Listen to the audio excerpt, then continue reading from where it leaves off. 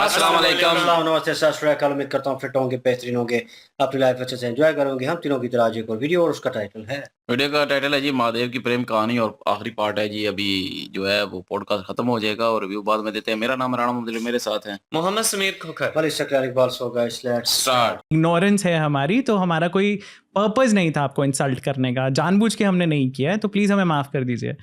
तो सनत कुमार बोलते हैं कि ठीक है, आपको ये वरदान मैं देता हूँ, आपको जन्म तो लेना पड़ेगा, पर आप तीनों शक्ति की माताएं बनेंगी। तो पार्वती मेना की पुत्री बनती हैं। उनकी एक और बहन है, आई थिंक धन्या, अगर मुझे नाम याद हो तो, वो बनती हैं सीता की माता, जनक की वाइफ।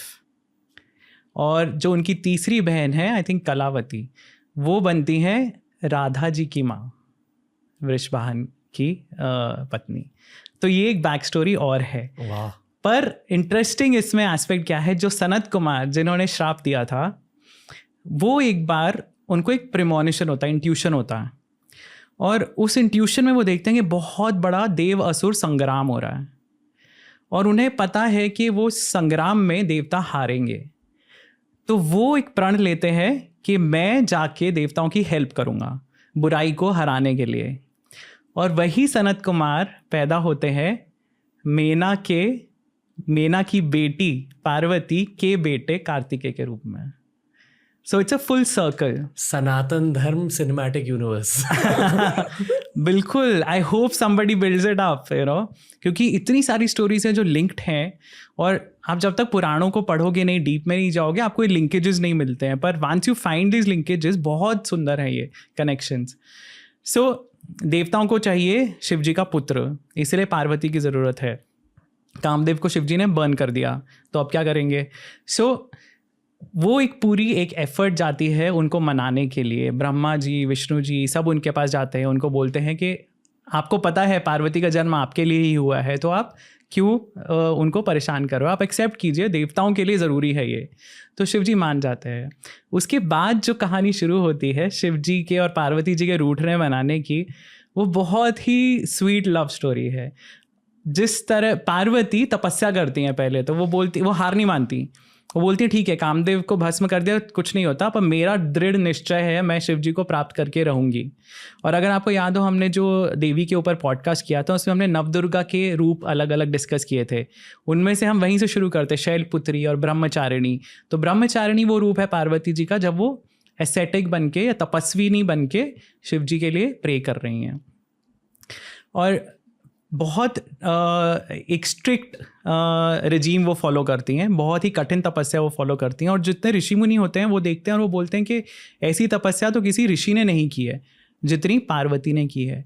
एक बहुत सुंदर एक कॉन्सेप्ट इसमें समझने वाला ये है कि पार्वती, कोई भी इंसान, कोई भी ऋषि अगर तपस्या करते हैं, वो किस लिए करते हैं? अपनी मुक्ति के लिए, राइट? या हम अगर भगवान की पूजा करते हैं, हमें कुछ चाहिए भगवान से, चाहे वो मुक्ति ही हो, मोक्ष ही हो, हम कुछ तो मांग रहे हैं ना भगवान से।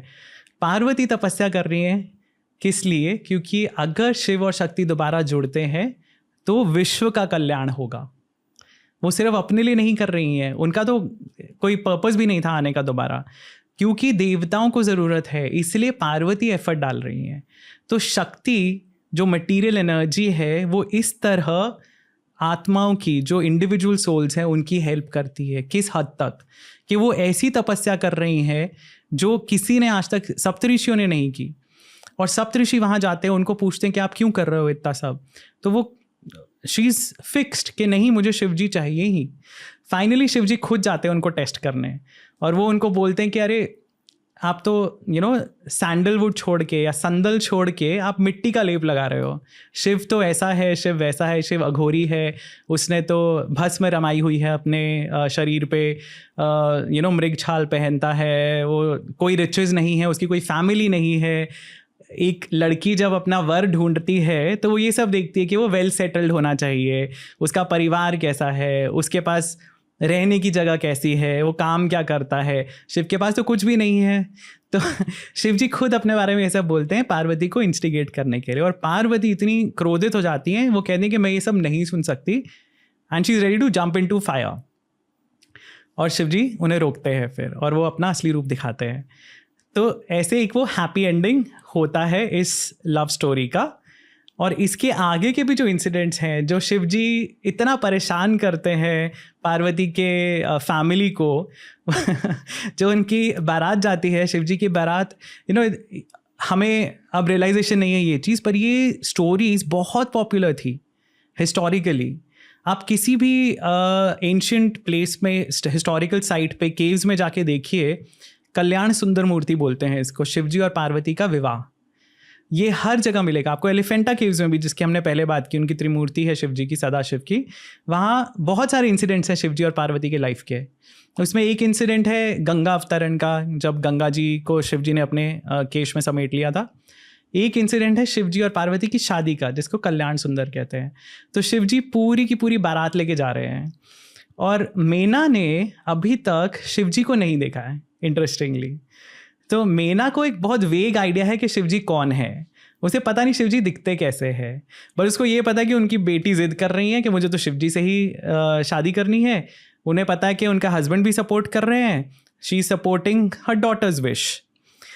और सब ने बहुत बढ़ा चढ़ा के बोला कि अरे शिव ये हैं, शिव वो हैं, शिव तो महादेव हैं, त्रिलोक के स्वामी हैं शिव जी।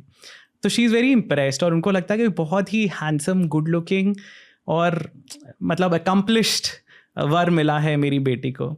शिव जी को पता है कि ये एक, again this is the beauty of Shiv ji, कि वो बाहरी जो आउटर शेल है उसके ऊपर नहीं जाते।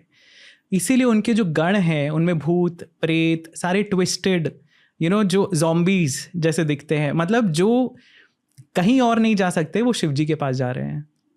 तो शिव जी कभी रिस्ट्रिक्ट नहीं करते किसी को भी, किसी भी तरह का आपको चढ़ावा देना है आप दे सकते हो, वाम मार्ग के थ्रू भी आप शिव जी की उपासना कर सकते हो।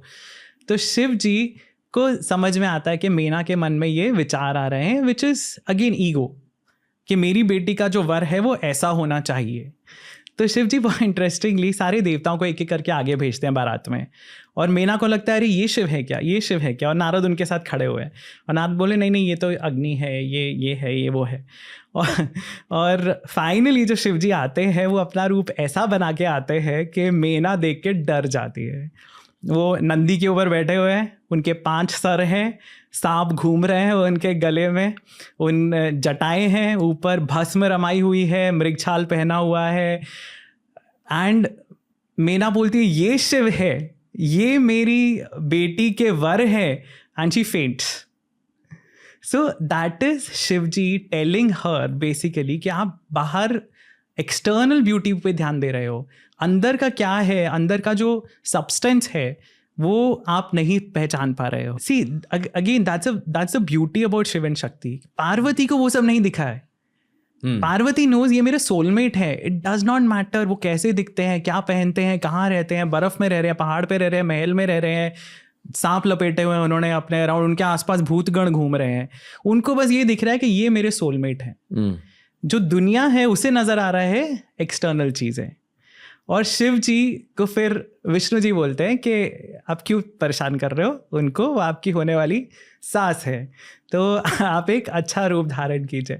तो शिव जी सुंदर वस्त्रों में, गहनों में सजे हुए फिर वो उनको नजर आते हैं, तब मेना को थोड़ी संतुष्टि होती है।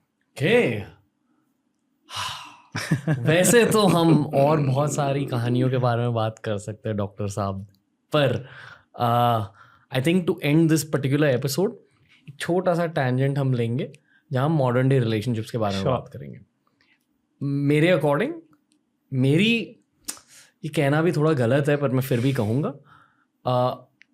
आई पर्सनली फील EQ जैसी एक चीज़ होती है, इमोशनल क्वोशंट, यानी कि आप दूसरों के जज्बात कैसे जान सकते हैं। बिल्कुल।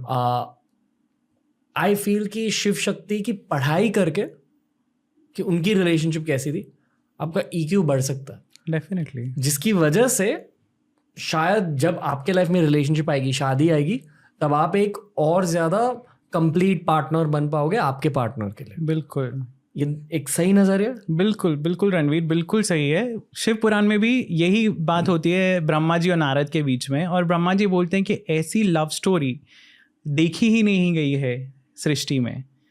और मतलब हम इवन एज प्रैक्टिसिंग हिंदूज, हम जब लव की बात करते हैं तो हमें राधा कृष्ण याद आते हैं जनरली, है ना। हम प्यार की बात करते हैं तो हम राधा और कृष्ण का जो सेल्फलेस लव था, क्योंकि उनकी शादी नहीं हुई पर वो फिर भी एक दूसरे से प्यार करते रहे, तो राधा और कृष्ण के बारे में हम बात करते हैं हमेशा लव की। शिव और पार्वती या शक्ति और शिव को हम भूल जाते हैं। उन्होंने क्या क्या सहा, उन्होंने, शिवजी ने मल्टीपल टाइम्स, शिवजी तो इटर्नल हैं, वो हैं, पार्वती बार बार जन्म ले रही हैं, और जैसा पुराणों में लिखा गया उन्होंने कई बार जन्म लिया है। तो शक्ति का कितना एफर्ट है शिव के साथ जुड़ने का, और शिवजी में कितनी पेशेंस है रुकने की, कि उन्हें पता है शक्ति आएंगी, तब तक वो वैराग्य में रहते हैं। पर शक्ति का रोल ये है कि शिव को सृष्टि से जोड़ना है, और वो ये कर किस लिए रही हैं? हम सब के लिए, इस संसार के लिए, कि ये संसार चलता रहे, क्रिएशन चलती रहे। एक सेल्फलेस लव की जो परिभाषा है ना, वो शिव और शक्ति है। और शायद इस बात के पीछे ये भी फिलॉसफी हो सकती है कि the best marriages are purpose driven. In a way yes, पर पर्पस हम खुद डिफाइन कर सकते हैं पर्पस क्या है। अब जो शिव और शक्ति का पर्पस, ऑफ कोर्स दुनिया का कल्याण तो है ही, पर उन दोनों का इकट्ठे रहना भी ज़रूरी है, क्योंकि वो पूरे ही नहीं है, अधूरे हैं वो एक दूसरे के बिना।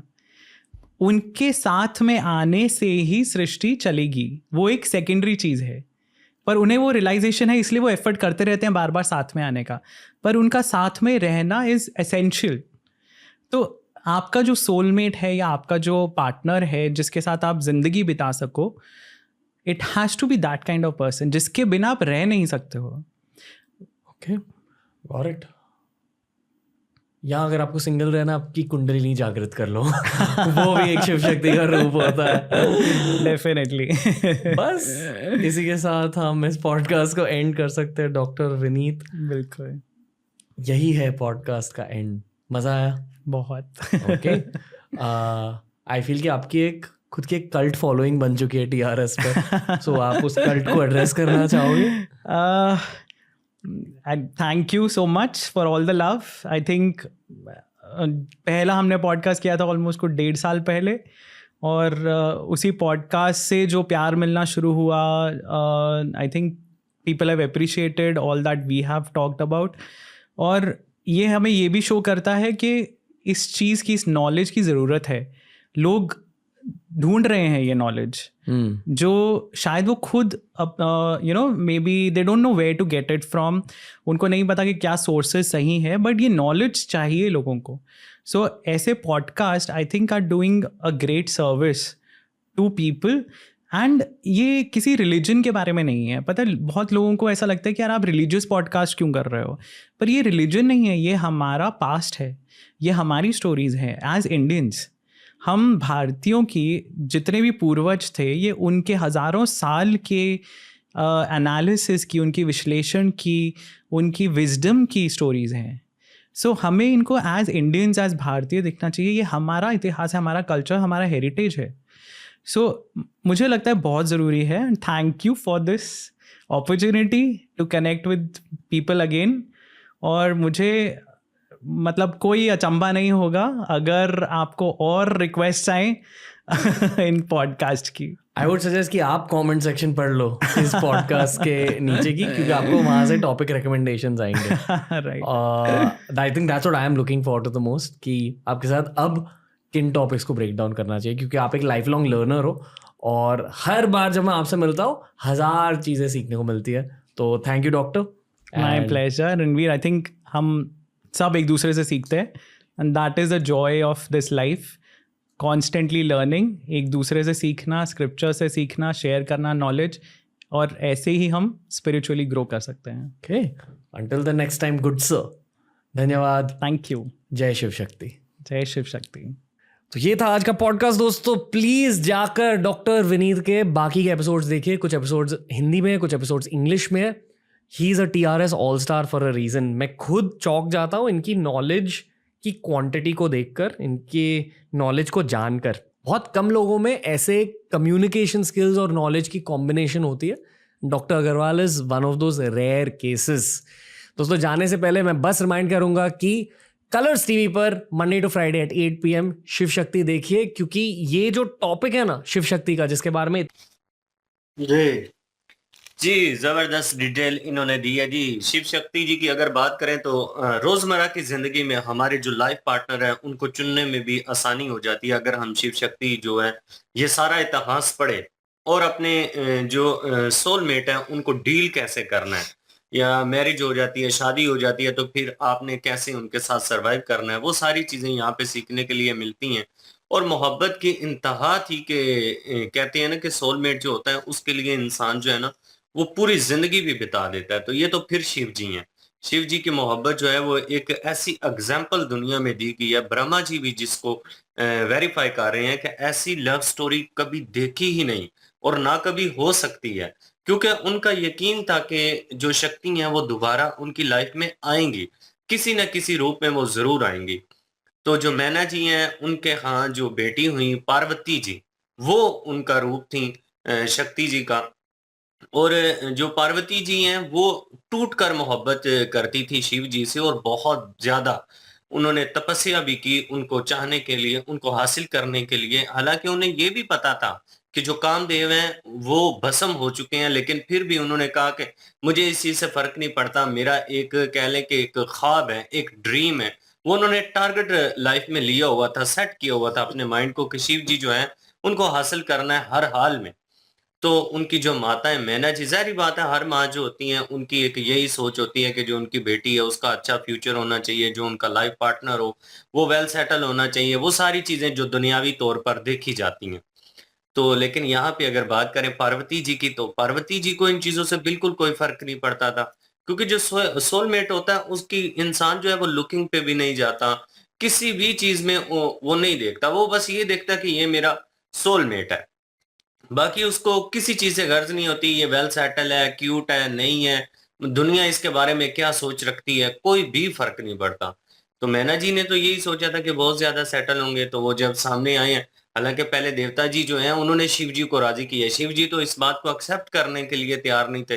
वो सदमे से अभी पूरी तरह से निकले ही नहीं थे जो उनके साथ शक्ति जी वाला हुआ था। फिर वो सारी चीज़ों को रिवील करने के लिए जो देवता जो हैं, उन्होंने कहा कि ये ज़रूरी है कि पार्वती जी जो हैं आप उनको एक्सेप्ट कीजिए, उनको मनाया, फिर उन्होंने वो माने, उन्होंने एक्सेप्ट किया। उसके बाद जो मैना है, उन्होंने जब देखा शिव जी को तो वो एकदम से डर गईं, क्योंकि वो उस कंडीशन में वो उन्होंने सोचा नहीं था। जब इंसान जो है, हम तो आम लोग हैं, हम एक टारगेट लेते हैं तो वो तो फिर मैना जी थी, उनका तो और हिसाब है।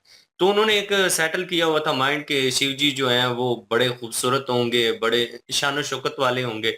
लेकिन जब वो सामने आए तो वो डर गई उनकी हालत देखकर, क्योंकि उन्होंने तो गोरियों वाली हालत बनाई हुई थी, बिखरे हुए बाल हैं, गले में साँप है, 5 रूप है उनके। तो जब उन्होंने देखा वो डर गईं, फिर देवता जो हैं, उन्होंने शिव जी से कहा था कि आप ऐसा कीजिए कि अपने होने वाली सास को आप क्यों भयभीत कर रहे हैं, क्यों डरा रहे हैं? आप वो दूसरा रूप लीजिए। फिर उन्होंने एक खूबसूरती वाला रूप लिया, उसमें बड़े ही वो खूबसूरत नज़र आए और गहने-शहने भी उन्होंने पहने हुए थे। फिर जो मैना जी हैं, वो मान गईं और फिर जाके जो पार्वती जी जो हैं, उनके साथ शिव जी की जो स्टोरी है, लव स्टोरी वो कंप्लीट हुई। बिल्कुल ही। और ये लास्ट पार्ट था इस वीडियो का। और ये लव स्टोरी बेस्ड पूरा मॉरल जो है वो एट द एंड उन्होंने क्लोज किया इस चीज़ को।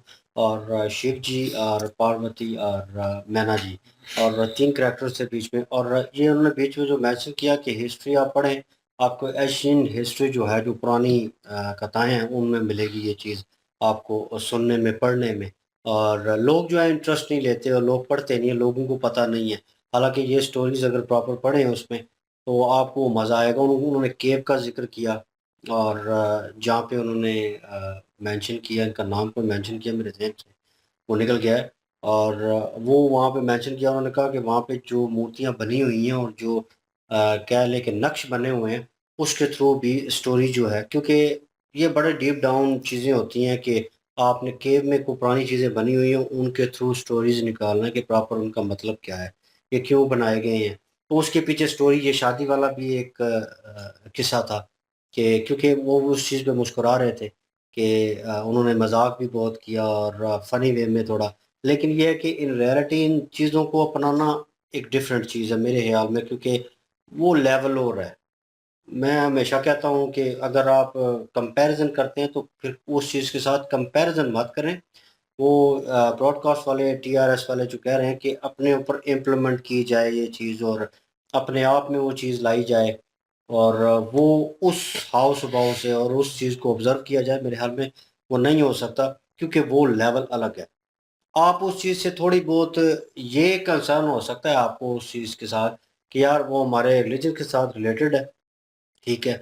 और आपकी ज़िंदगी में वो चीज़ें किस तरह चल रही हैं? आजकल का जो ये रिलेशन और ये सारा सिस्टम चल रहा है, इस पे एक चीज़ टिकी हुई है और वो है फर्स्ट इम्प्रेशन, लास्ट इम्प्रेशन। तो वो चीज़ बड़ी मायने जो रियलिटी है, मैं सिर्फ रियलिटी बता रहा हूँ, क्योंकि वो एक रिलीजियस चीज़ है, मैं उसको नहीं छेड़ रहा, वो अलग है, वो लेवल ही अलग था। इसीलिए तो कह रहा हूँ ना कि आजकल 2 चीज़ें मायने हैं, एक तो first impression, last impression, second पैसा है, दौलत है।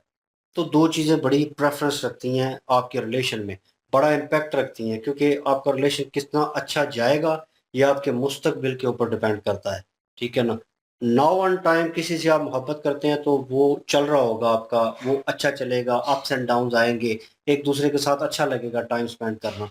लेकिन इन रियलिटी जब आप एक रिश्ते में बंध जाते हैं प्रॉपर वे में, तो फिर एक-दूसरे का बर्डन महसूस होता है कि हाँ, अभी हम 2 हैं, कल को 3-4 होंगे, मतलब बच्चे होंगे, उनकी ज़िम्मेदारियाँ, बीवी की ज़िम्मेदारी, तो वो बीच में वो टाइम नहीं रहता एक-दूसरे के लिए, वो जो रिलेशन था उनके दरमियान, वो प्यार-मोहब्बत थी, वो जो है उनको वो दायरा वसी करना पड़ता है, दूसरों के लिए, मतलब अपने बच्चों के लिए भी।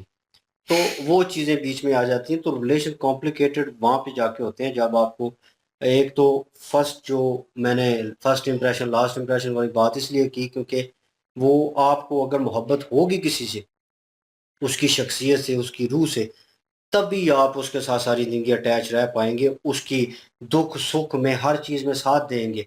आपको किसी चीज़ से लेना-देना नहीं होगा, दुनिया क्या सोच रही है, वो पैसा है उसके पास, नहीं है, उसकी जेब खाली है, भरी हुई है। यहाँ पे वो कहते हैं ना, खाली जेब में बीवी की मोहब्बत जो है पता चलती है कितनी खुददार है आपके साथ, ठीक है ना? कितनी आपके साथ वो रिलेटेड है और वो खाली जेब में पता चलती है जब हस्बैंड की जेब खाली होती है, मर्द की जेब खाली होती है। तो वो चीज़ तभी हो सकती है जब आप प्यार मोहब्बत में उस स्टेज पे होंगे, तब आप अगले को बर्दाश्त नहीं करेंगे। आप अपने अगले बंदे को अपनाएँगे फिर। वो बर्दाश्त वाली स्ट्रेटजी जो है ना, वो सॉरी अबाउट दैट, लेकिन वो जो अरेंज मैरेजेज़ होती है ना, उनमें होता है कि एक-दूसरे को नहीं जानते तो कहते हैं बाद में मोहब्बत हो जाती है और ये वो ठीक है, मैं उस चीज़ को बिरादरी करता।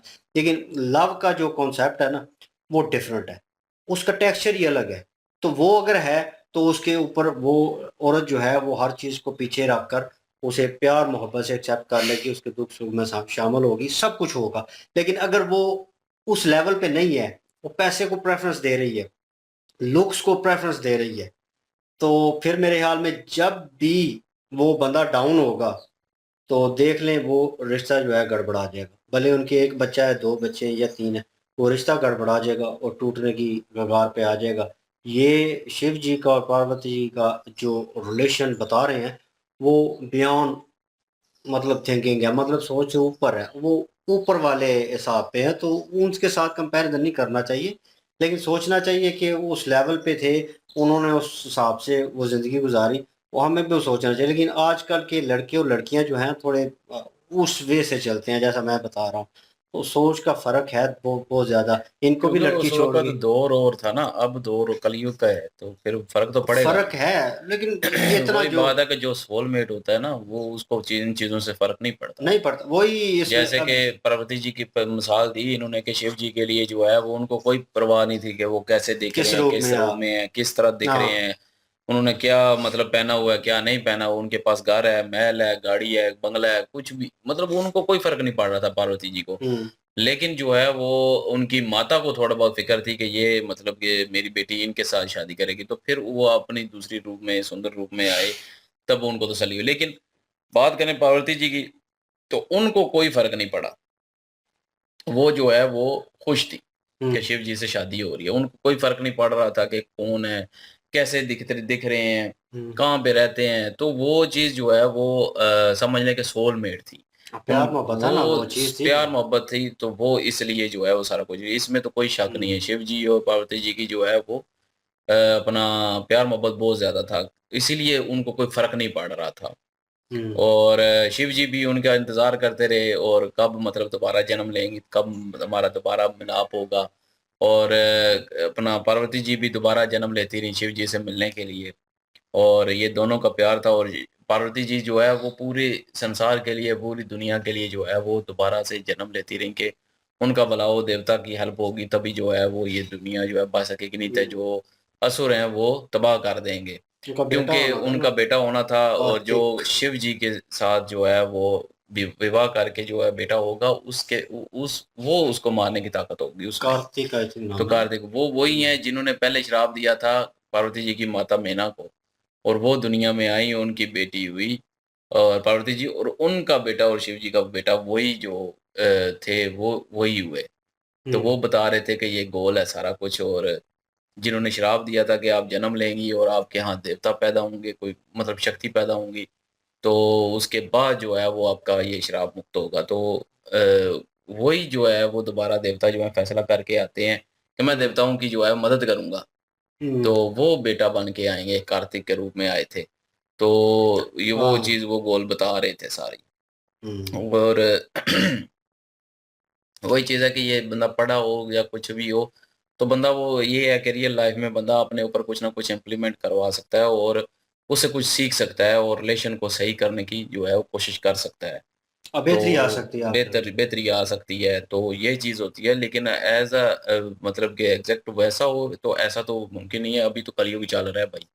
अभी तो जो है वो वाक़ई शक्ल देखते हैं, नहीं तो पैसा देखते हैं, नहीं तो ख़ानदान देखते हैं। तो इसलिए जो है वो ये चीज़ ही है। अब इससे ऊपर तो उठते नहीं है, सोलमेट बहुत ही कम है ऐसे दुनिया बहुत में, कम। बहुत कम है। हैं, ये नहीं कह रहा कि नहीं है, हैं। खुशकिस्मत है वो तो। तो लेकिन बहुत कम है ज़रूर।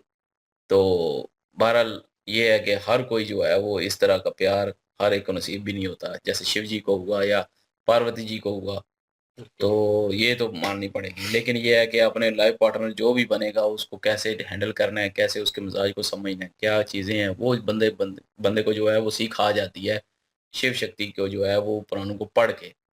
और मेरे कमेंट मैंने देखे थे को 2-3 दिन पहले, तो उसमें भी लिखा हुआ था कि काफ़ी सारे लोग जो हैं ना वो उन्होंने पुराण ही नहीं पढ़े हुए, सनातन धर्म के भी। तो उनको भी नहीं पता कि क्या होता है, क्या नहीं होता।